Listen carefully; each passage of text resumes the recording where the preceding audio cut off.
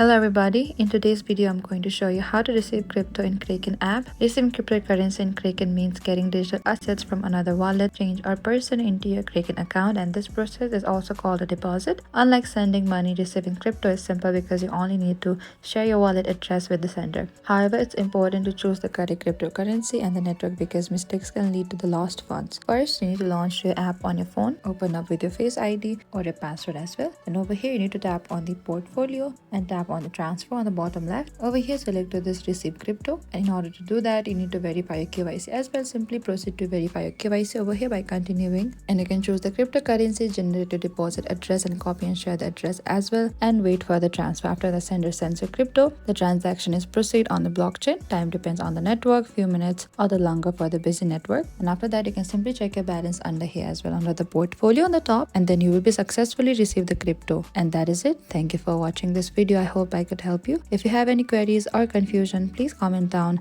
and we will reach out to you very soon.